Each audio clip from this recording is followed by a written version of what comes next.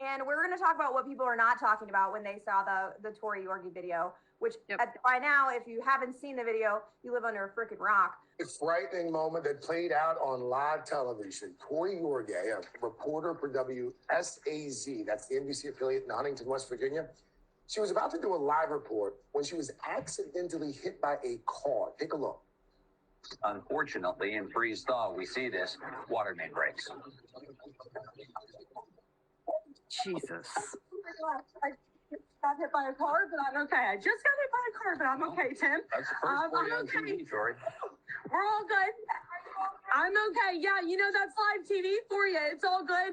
I actually got hit by a car in college, too, just like that. Wow. I am so glad I'm okay. Yeah. You're okay. We're so glad, Tori. So the driver of that SUV did stop to make sure she was okay. But get this, Yorgey, who was all alone, no photographer. Yeah. As you can see there, she goes on to finish the live shot with the report about the weather situation there in Dunbar, West Virginia. Later, she did go to the hospital to get checked out.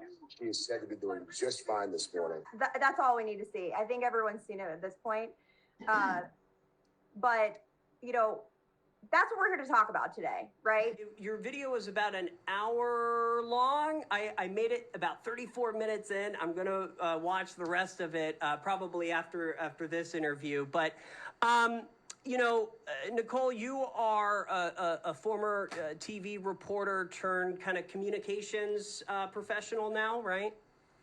Yes, I have around 10 years in the business, working in TV, and then now I work in communications outside of TV, but I also still freelance and do storytelling on top of that.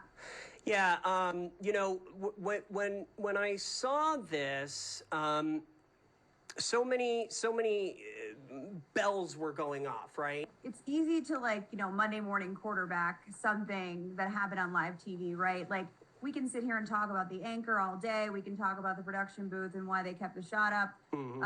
But the narrative, and like you said off the top, the narrative needs to be this and only this, that reporter should not have ever been out there doing a live shot, doing the job of 4 people, really, honestly, as an MMJ, and people who don't know what an MMJ is, we explain it in our ad hoc video podcast that we threw together last minute. But she should have never been out there. Tori should have never been out there alone by herself for a water main break at night, standing on a busy road. And this is the norm in our business. Mm-hmm. I mean, you said you were in that market years ago, and that was not normal. I was in the business years ago, and it wasn't normal when I was in the business, but it is kind of normal now for stations to adopt this model of using MMJs to do shoot, edit, write, report, and do their own live shots. And I think that needs to change. Something needs to change in the business, and it's going to take people like me and the group of girls that I was with in that YouTube video to speak up and speak loud enough for people to hear us when we say this is a safety issue. This is a workplace safety concern, and the industry needs to listen up, because we don't want someone to die on air. That's what charged us to do this video. We don't want people to get injured on the job, and we're going to make some noise until something happens. From you watching the coverage on the Today Show, mm-hmm.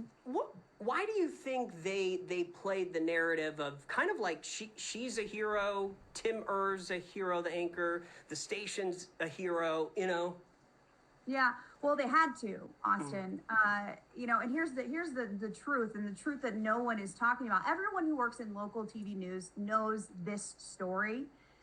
The general public does not. Right. And it was sad to me to watch the Today Show coverage, knowing that they could have taken an opportunity instead of making her a hero.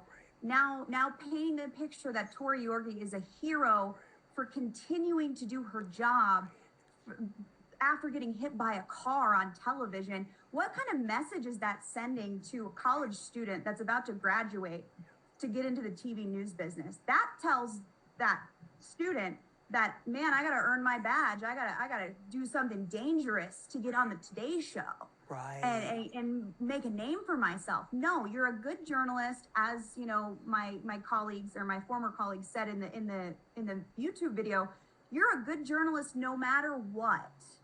You know, you don't have to get hit by a car or chase a tornado or you know, put yourself and your physical body in danger to be a good reporter. So I thought the Today Show coverage and the way that they were, I mean, covering her as a hero and wow, she just was so selfless. And no, that's not what it was. She was in a trauma response. We're trained as journalists to keep going. The show goes on no matter what, right? You know, you ad lib until you figure it out. I mean, that's exactly what she was doing. But the conversation could have been, why was she out there alone doing this job when she should have had someone else out there with her, photographer or somebody with a second set of eyes? It's a safety issue. Instead, the narrative is, you know, wow, what a great reporter. She got right back up and did her job. And we gave an example of in our podcast of, you know, if a police officer got hit by a car, a reporter would not go out there and say, you know, wow, what a great hero cop. He got right back up and started doing his job. No, they would have said, wow, he's injured. What a traumatic event. Let's talk about that. The narrative is skewed, and it's skewed because it is the media business talking about the media business. You know, they're not going to whistleblow themselves. So someone has to. I mean, I don't want to see a young reporter enter this business thinking that they have to do all the things that put their physical safety in jeopardy and that be okay. And I'm not saying that there isn't some sort of risk that comes along with taking this job on as a profession, right? Sure. We all know that. But there are some safety risks that can and should be avoided. And what is station management doing at a local news level to make sure that those safety standards are in place? That's the question, and that's the narrative we need to be talking about. You also, I saw in the video, you mentor young women who are maybe transitioning from broadcast news to something else. Are you still doing that? I am. I've been doing that. So I actually, I said I was out of the business for 2.5 years. It's been 2 years and 8 months since I've been out of the business, exactly. And I joined a group of women and became kind of one of the initial people in this group. And they're all either working in TV or thinking about leaving or just, like you said, transitioning out of the business. And I became, we started a mentorship program. And I became one of the mentors for several women, and I still am today. And I take that job very seriously because I was once someone who needed somebody who was getting out of the business. I didn't have anybody. I didn't have a mentor. Thank you for doing this, your original video, and for coming on here. And hey, if we can save just one life, it's worth it, right? That's right. That's why I'm here. All right. I'm Austin Reed. Coming up next, Women in Business here on the Reed Report. Hang tight.